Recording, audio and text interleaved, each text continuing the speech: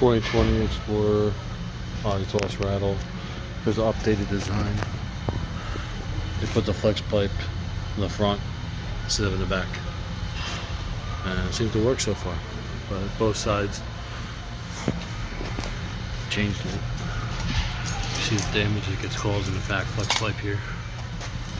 All they do is rattle like crazy. So that's an updated design.